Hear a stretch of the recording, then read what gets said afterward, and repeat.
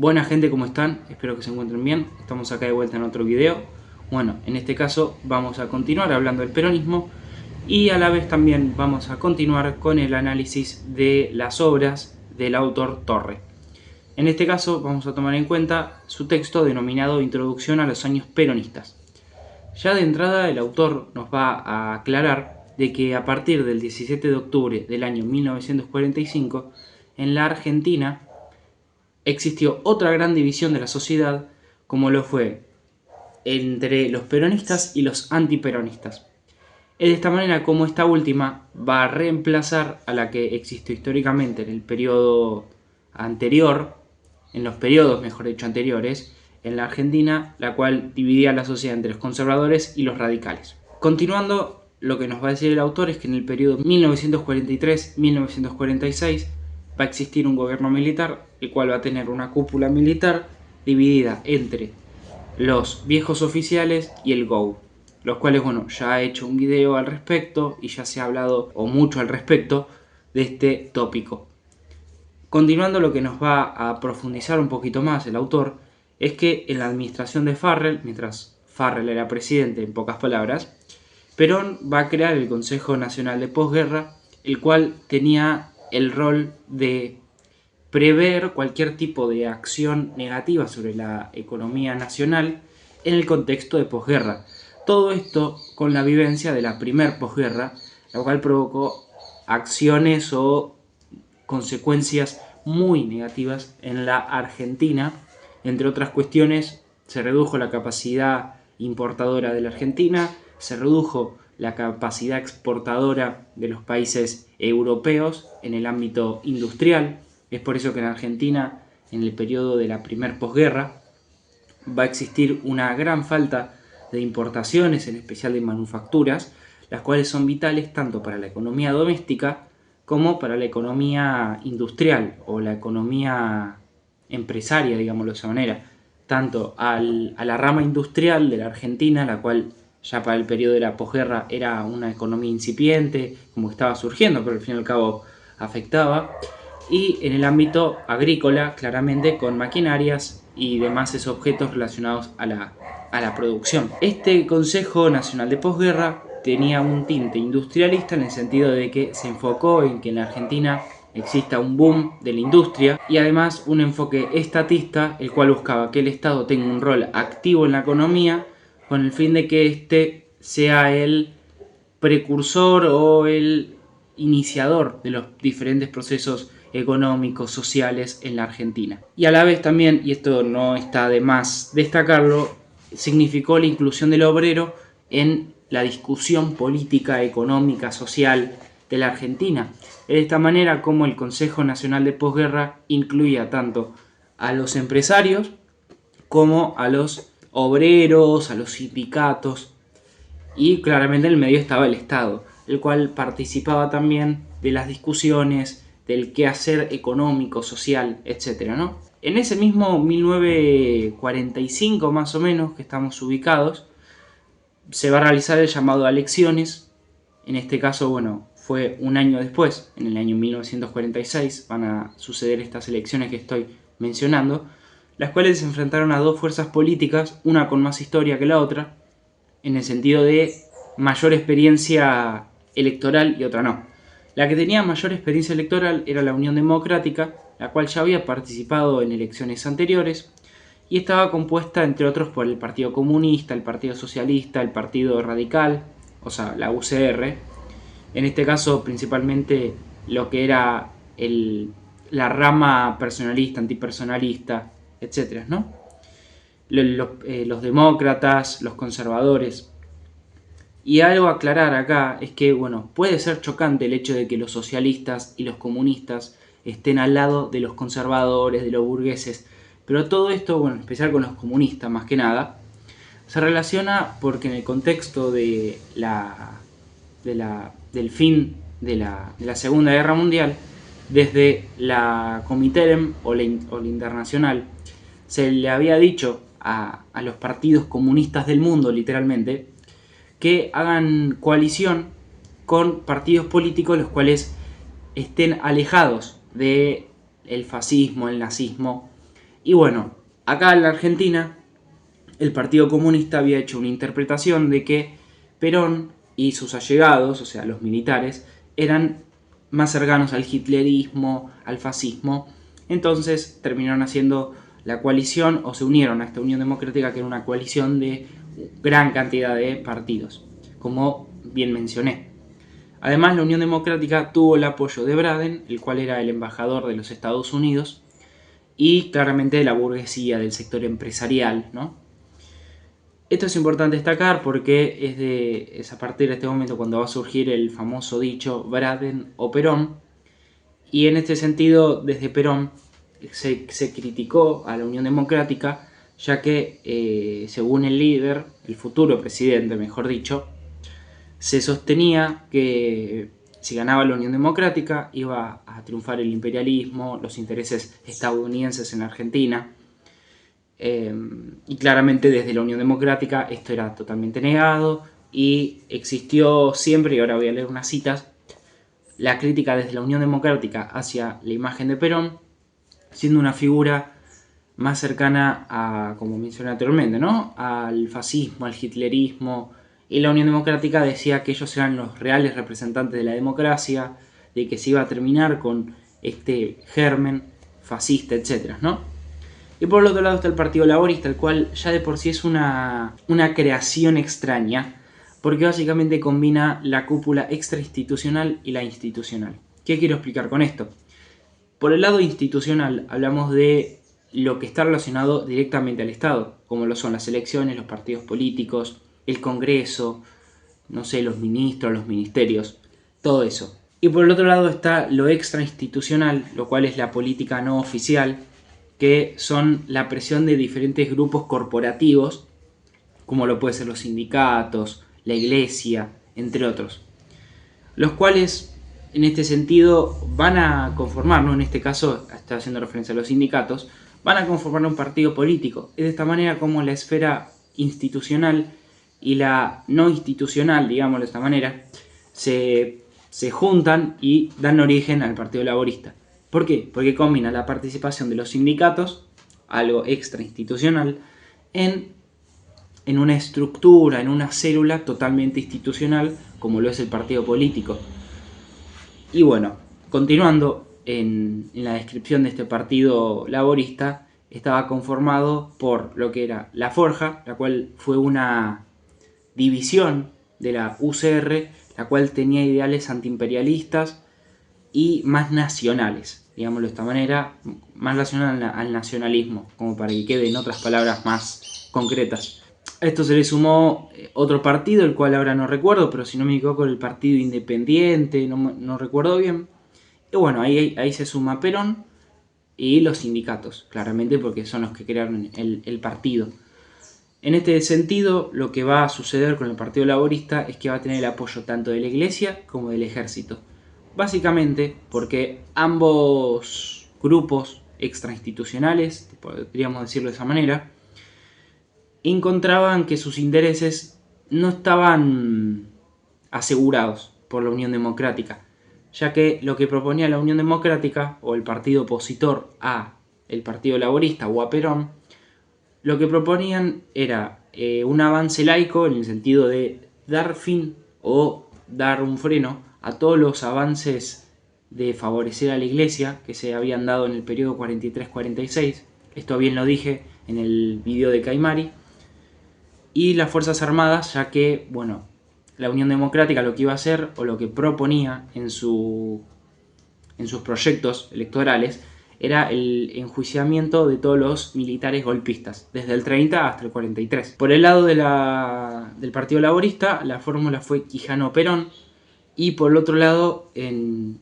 la Unión Democrática, la fórmula Tamborini y Mosca. En estas elecciones del año 1946 va a salir victorioso el Partido Laborista, y de esta manera como Perón llega al poder por primera vez. A propósito de esto, quiero leerles una cita, o un conjunto de citas mejor dicho, los cuales provienen de este libro, el cual, bueno, lo que habla o lo que nos va a mostrar son citas de textos o de documentos. Algunos claramente son discursos, los cuales fueron escritos en diarios, por ejemplo. Y en este caso, bueno, voy a leer una cita, la cual proviene del diario La Razón del día 2 de febrero de 1946, el cual, bueno, es titulado Discurso de Ghioldi en un acto de la Unión Democrática. Ghioldi, o Rodolfo Ghioldi, si no me equivoco, era el presidente, por decirlo de alguna manera, del Partido Comunista en la Argentina y claramente estaba en la Unión Democrática. Este fue un discurso realizado en febrero del 46 y dice así.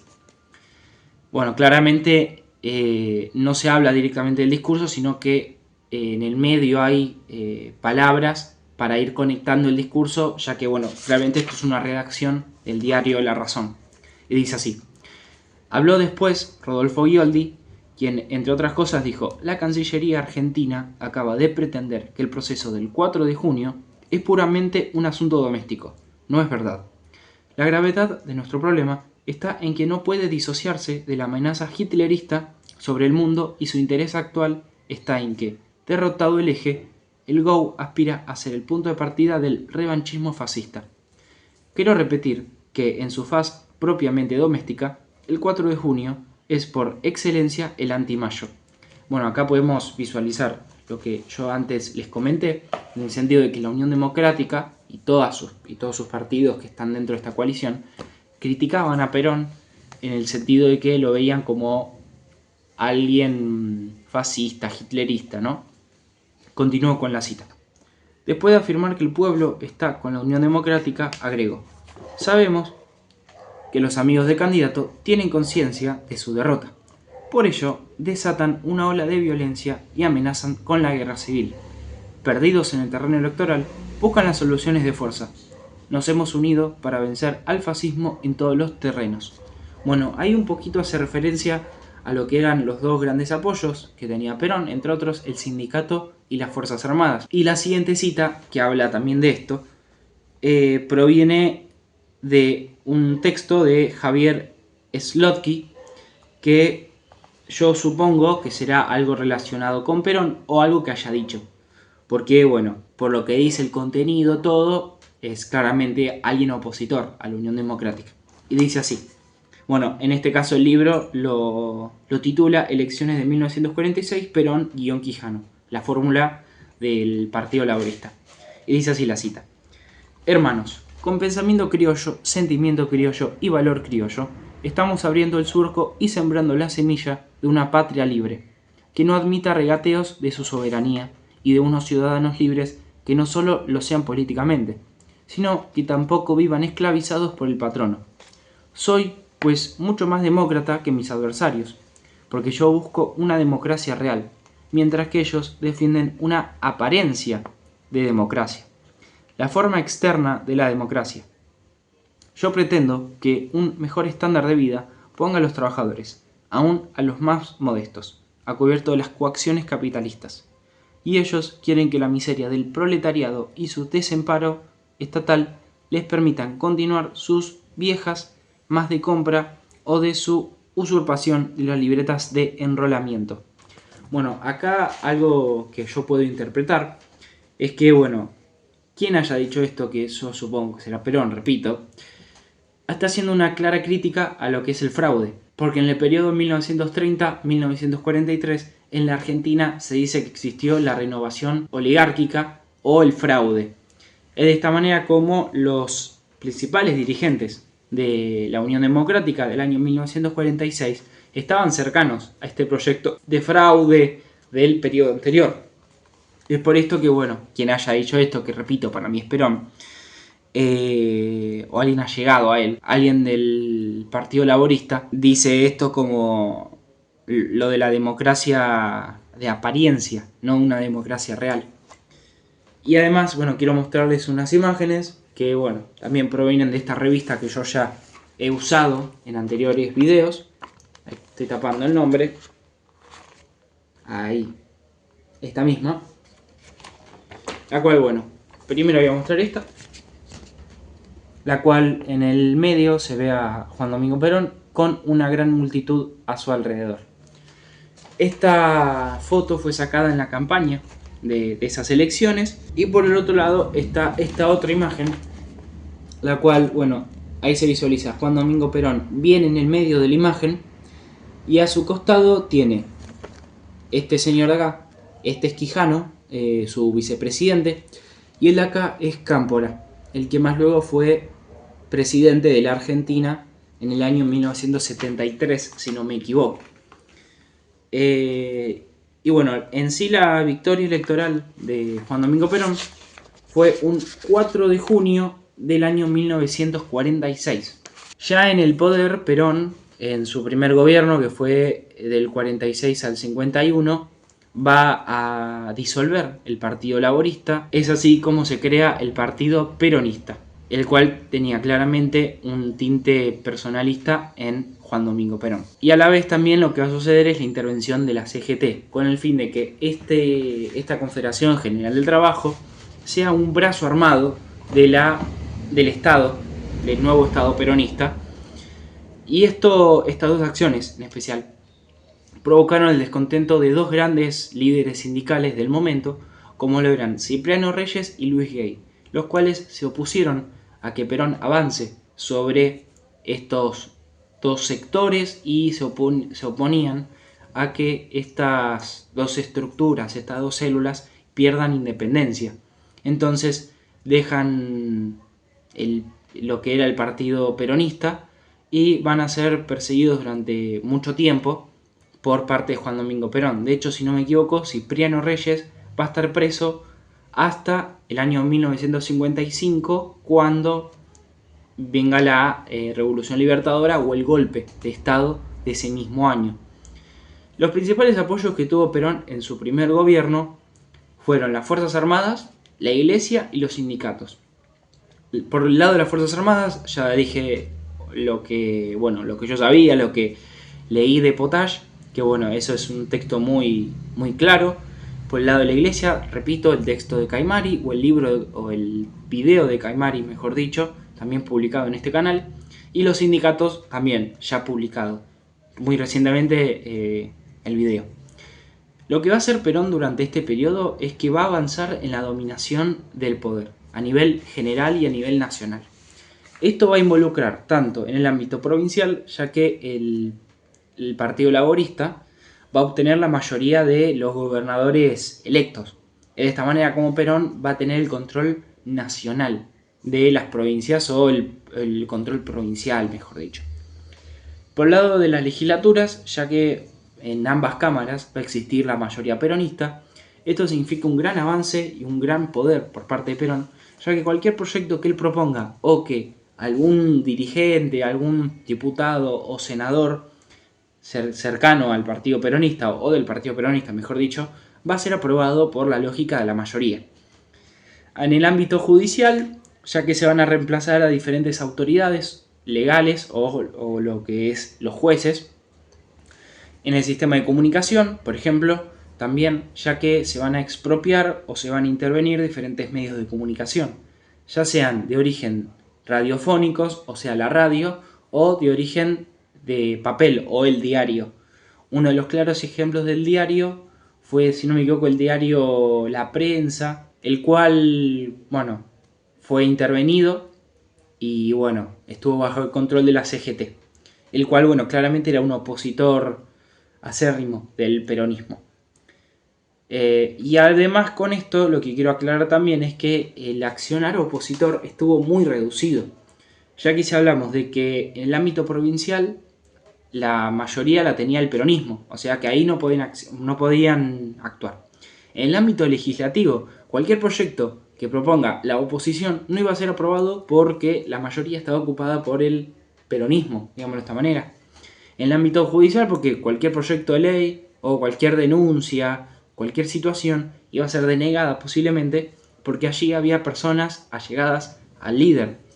En el ámbito del sistema de comunicación, ya que lo que sucedió es que por miedo a ser expropiados o intervenidos los medios de comunicación, no le daban nota o no permitían que los líderes opositores se expresen en sus medios, con lo cual prácticamente el opositor a Perón no tenía nada que hacer, tenía que aguantársela, digamos de esta manera, a no ser que practique la violencia, como va a pasar en el segundo gobierno, de Perón con atentados, pero no podía hacer nada los opositores. Es de esta manera como quiero leer una cita a propósito de esto también, la cual, bueno, voy a leerles de hecho dos en este caso. Una la cual hace referencia a un claro avance de la presencia del peronismo en la sociedad, como lo fue, bueno, acá lo titula el libro, La razón de mi vida será texto oficial. La razón de mi vida fue un libro escrito por Eva Duarte de Perón, o Evita, el cual, bueno, acá dice la cita del diario Crítica del 23 de junio de 1952, abro comillas. El diputado nacional Héctor J. Cámpora presentó un proyecto de ley por el cual establece que el libro de la señora Eva Perón, La razón de mi vida, sea texto para comentarios parciales en el ciclo escolar de primero a cuarto grados y obligatorio como texto de lectura en los grados de quinto a sexto. Asimismo, en el proyecto se dispone que en el ciclo secundario los idiomas que se estudien se harán sobre versiones de la obra en la respectiva lengua. La iniciativa incorpora también el estudio de dicho texto al programa de literatura del bachillerato y sugiere que el mismo sea utilizado en todas las universidades del país. Y la segunda cita, la cual hace referencia a un tema que ya hablé en el texto o en el libro de Plotkin, es el tema de la universidad. Bueno, acá el texto lo titula Peronismo y Universidad, y esta cita proviene de un discurso de Perón en la clausura del Congreso de Odontología, y el cual fue replicado en el diario Crítica del 9 de junio del año 1952. Y dice así la cita, abro comillas, queremos una universidad al servicio del pueblo. El gobierno no puede ya auspiciar en sus universidades el ejercicio de ninguna tarea científica que no tenga alguna finalidad social. Esto no es limitar la libertad individual, es solamente suprimir el abuso de la libertad que conduce primero al desprestigio de la libertad misma y después a su progresiva destrucción. A nuestras facultades, en sus trabajos de investigación, les ha atraído menos el quehacer científico mismo por el bienestar del pueblo. No podríamos esperar que sirviera al pueblo la oligarquía que dominaba en los claustros. Al pueblo solo le sirven los hombres que por haber venido del pueblo conocen cómo siente, cómo piensa y cómo sufre. Bueno, ahí claramente se ve el avance del peronismo tanto en el ámbito educativo, nivel secundario, digamos de esta manera, como en el ámbito de la educación superior con la universidad. Y algo más que va a suceder en el primer periodo peronista va a ser la reforma constitucional del año 1949, la cual estableció los diferentes puntos que ahora voy a mencionar, entre otros, ¿no? Claramente. La reelección presidencial, la cual no existía previamente. El veto presidencial, el cual, bueno, permite que el presidente pueda vetar cualquier proyecto de ley proveniente tanto de diputados como de senadores. Luego la soberanía sobre los recursos naturales de la Argentina, diferentes derechos sociales, tanto para el peón rural, para el obrero, luego el voto femenino, el cual claramente, bueno, su palabra lo dice, permite que las mujeres puedan votar.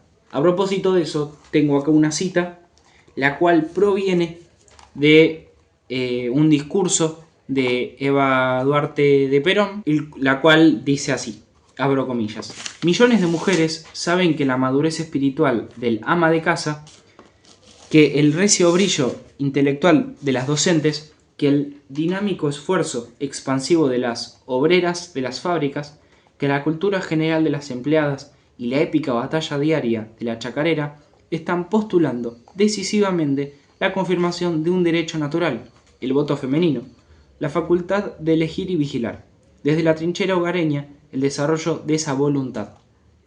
Allí donde estéis, compañera, pensad en esta verdad inconmovible. La mujer puede y debe votar. Las angustias de la mujer han sido y serán las mías. Las preocupaciones de la mujer, yo las vivo y las asimilo. Las esperanzas de la mujer me son comunes, me animan y me impulsan. De tal suerte, todo aquello que la mujer de mi país desea obtener es parte de mi programa de acción. La mujer puede y debe votar, como una aspiración de los anhelos colectivos. pero debe, ante todo, contar como una exigencia de los anhelos personales de liberación. Bueno, ahí claramente se visualiza un discurso muy cercano por parte de Evita al pueblo, en este caso al pueblo femenino, ¿no?, de la Argentina. Y luego, bueno, se destaca el accionar económico, el cual lo voy a hablar muy por encima. Se visualiza el primer plan quinquenal y la acumulación monetaria, que esto ya lo voy a estar hablando en un video pertinente con un texto específicamente que habla de la economía peronista.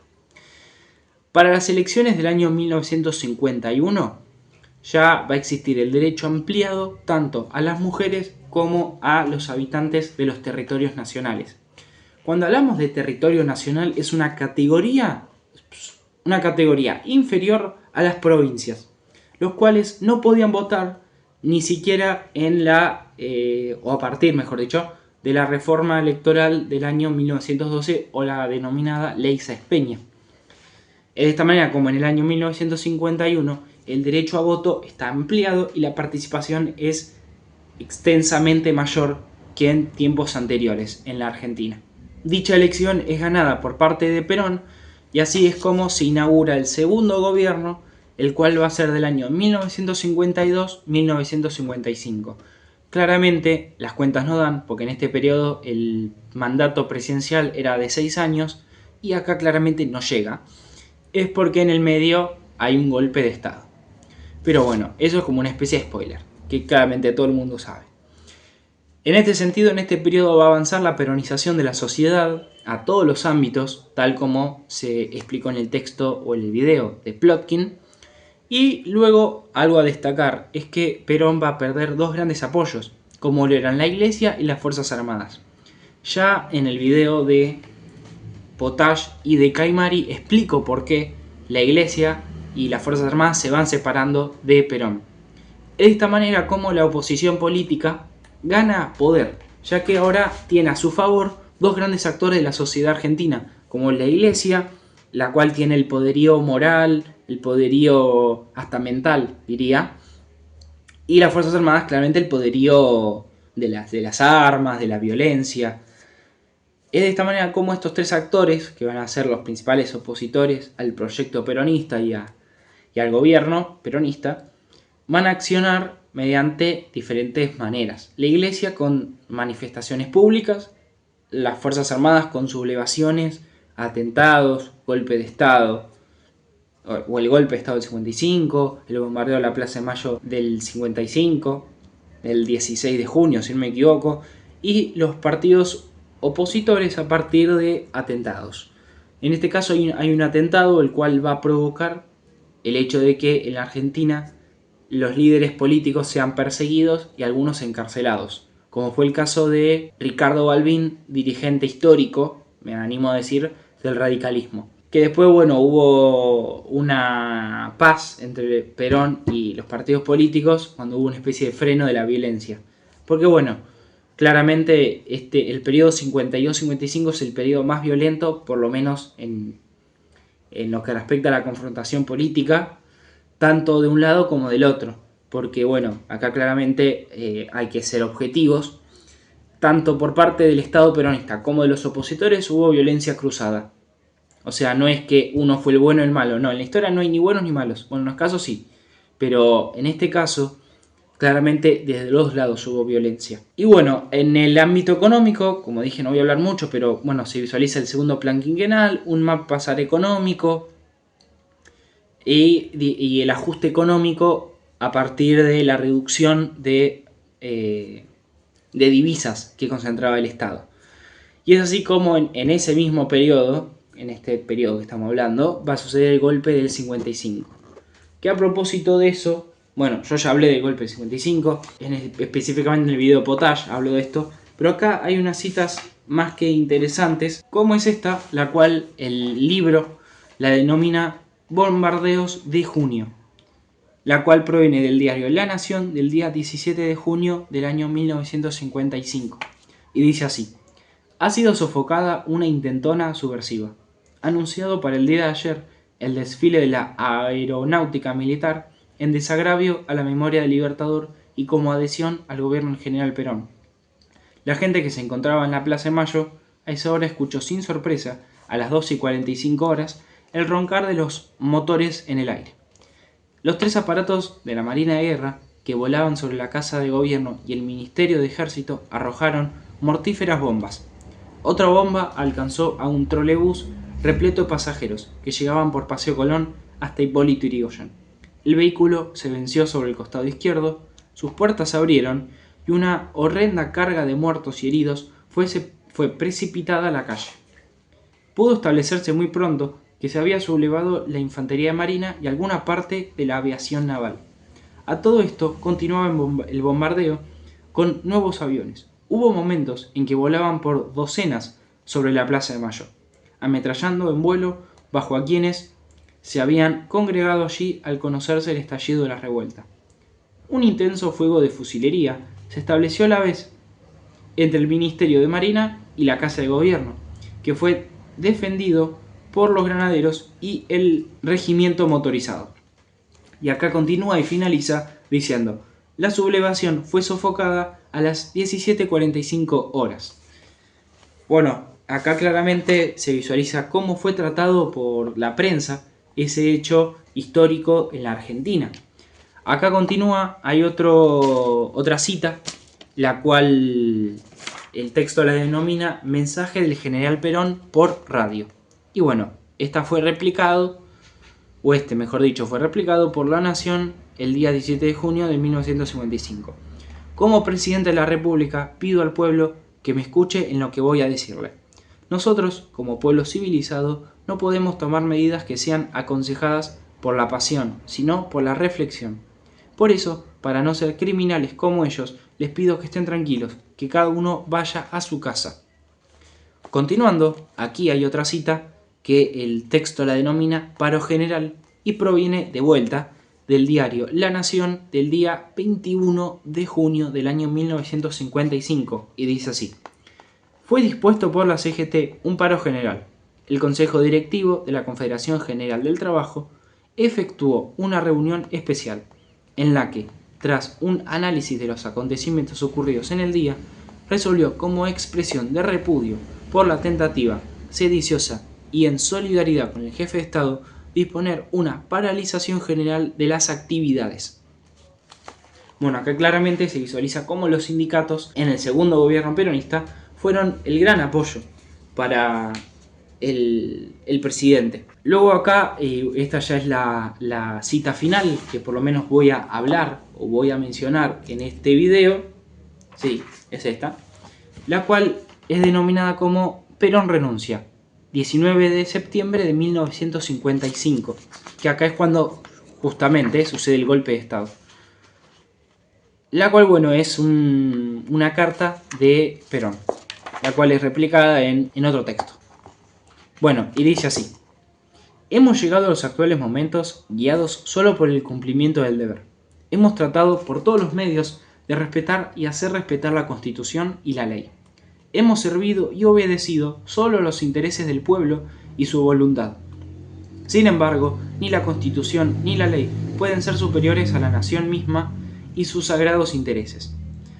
Si hemos enfrentado la lucha, ha sido en contra de nuestra voluntad y obligados por la reacción que la preparó y la desencadenó. La responsabilidad cae con exclusividad sobre ellos, desde que nosotros hemos cumplido el mandato de nuestro irrenunciable deber. Hace pocos días intenté alejarme del gobierno, si ello era una solución para los actuales problemas políticos. Las circunstancias me lo impidieron, aunque sigo pensando e insisto en mi actitud de ofrecer esta solución. Por esta parte, pienso que es menester una intervención un tanto desapasionada y ecuánime para encarar el problema y resolverlo. No existe un hombre en el país con suficiente predicamento para lograrlo, lo que impulsa a pensar en que lo realice una institución que ha sido, es y será una garantía de honradez y patriotismo: el ejército. El ejército puede hacerse cargo de la situación, el orden y el gobierno, para construir la pacificación de los argentinos antes que sea demasiado tarde, empleando para ello la forma más adecuada y ecuánime. Yo, que amo profundamente al pueblo, sufro un tremendo desgarramiento de mi alma presenciando su lucha y su martirio. No quisiera morir sin hacer el último intento por su tranquilidad y felicidad. Si mi espíritu de luchador me impulsa a la pelea, mi patriotismo y mi honradez ciudadana me inclinan a todo renunciamiento en holocausto personal, en holocausto a la patria y al pueblo. Ante la amenaza de bombardeo a los bienes inestimables de la nación y sus poblaciones inocentes, creo que nadie puede dejar de deponer intereses o pasiones.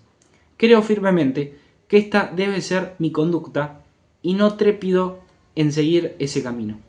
La historia dirá si había razón de hacerlo. Firmado Juan Perón.